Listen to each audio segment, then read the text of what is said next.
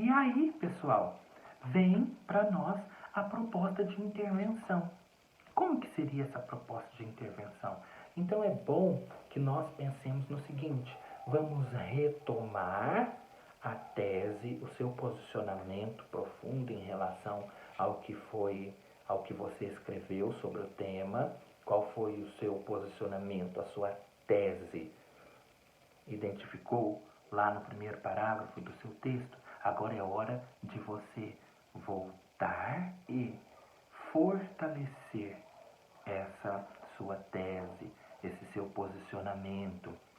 Essa fortificação, ela pode aparecer às vezes com uma citação, sem problema alguma, ou ela pode também fechar a sua conclusão, reforçando a sua tese, não tem problema alguma. Mas o que não pode faltar, sem sombra de dúvidas, na conclusão de vocês é a proposta de intervenção.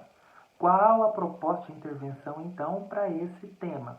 Então, seria interessante que nós pensássemos aí na questão do Ministério da Educação, o que o Ministério da Educação pode fazer, quais são os órgãos que podem trabalhar junto com o Ministério da Educação para fazer com que essa educação informacional chegue de fato a todos. Como eu disse para vocês, como eu mencionei para vocês lá no desenvolvimento ou na introdução, não me lembro agora do texto de vocês, que nós ainda temos muita elitização em relação a esse processo de democratização da internet. A internet ainda não é para todos.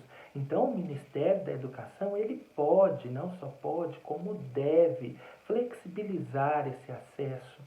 Talvez mostrar, inserir junto com o MEC uma disciplina voltada para isso na sala de aula, para que esses alunos também conheçam, interajam nesse mundo aí da internet, nesse mundo moderno.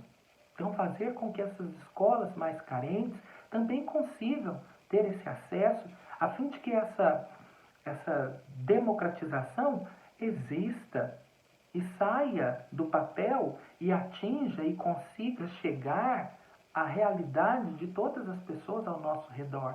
Então, o Ministério da Educação é um órgão importantíssimo para desenvolver este papel quando nós falamos deste tema. Depois, escola.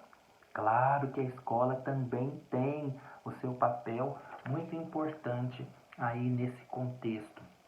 Porque a escola, pessoal, é o ambiente, em primeiro lugar, em que a pessoa, a criança, o adolescente, o adulto também, ele vai se desenvolvendo.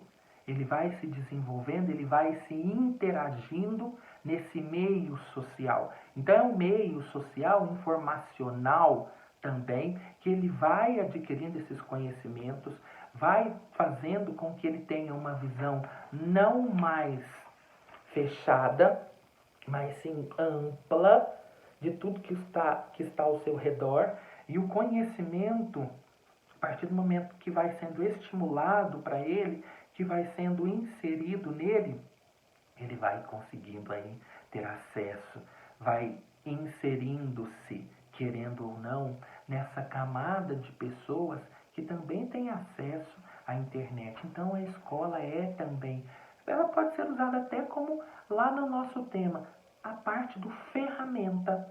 A escola pode ser também uma ferramenta para evolução, para a revolução de tudo isso voltado para a internet. Depois, investimento em projetos sociais. Temos projetos sociais voltados para isso, para que a pessoa consiga se desenvolver do ponto de vista informacional, do ponto de vista da internet. Então, assim, políticas públicas fazendo com que haja ONGs responsáveis aí para educar do ponto de vista da internet esses jovens, essas pessoas que não têm acesso. Flexibilizar tudo isso, não tornar tão difícil. Talvez um acesso nas bibliotecas públicas as pessoas também tendo esse direito de ir e vir nas bibliotecas públicas. Isso vai fazendo com que a sociedade vai ficando cada vez mais próxima, as pessoas vão ficando cada vez mais próximas uns dos outros. Talvez essa desigualdade tão grande que existe vá se diminuindo com o passar do tempo. É também uma possibilidade. Depois nós temos aqui a família. Trouxe aqui a família. Como é que a família pode interagir neste processo, né, de democratização? A família pode investir na criança com estímulos à educação. A família é responsável por esse estímulo. Fazer com que a pessoa leia, com que a pessoa goste da escola, fazer com que a pessoa tenha apreço, fazer com que essa pessoa que eu falo é sinônimo de educando, de aluno, viu, pessoal? Fazer com que esse aluno tenha interesse por uma boa leitura, por um bom livro, por uma boa revista, que consiga gostar da escola, ainda que hoje nós saibamos que esse processo é muito árduo, é um processo delicado, é um processo sensível, mas as famílias também poderiam ser sensibilizadas. Sensibilizar as famílias. A mídia também ajudaria muito nisso. A mídia sensibilizando as famílias da importância do processo da leitura, da importância dessa quebra, dessa desigualdade que existe no nosso país há séculos. Mostrar que essa questão da era digital, dessa era digital, ela está aí e nós precisamos nos inserir a ela, nós precisamos inserir os nossos filhos, os nossos sobrinhos nesse contexto. E um último órgão, a descentralização econômica. Então, essa descentralização econômica seria uma democracia também econômica. Nós mostrarmos, nós visualizarmos que cada cidade tem os seus responsáveis economicamente pelo que ocorre ali, na sua cidade, ter os responsáveis econômicos da cidade. Não deixar centralizado no governo apenas, que talvez está distante daquela realidade, distante daquela situação ali, que não tem internet para todos, que não tem acesso para todos, que não é democratizado de maneira igual para todos. Um estado tem mais, outro estado tem menos, dentro desse estado a cidade tem mais, uma cidade tem menos. Então fazer essa descentralização talvez seria um processo.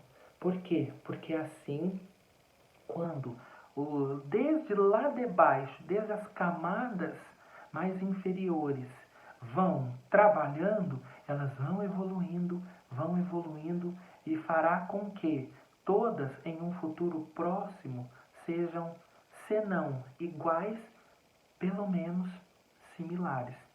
Essa é a nossa intenção, que haja isso.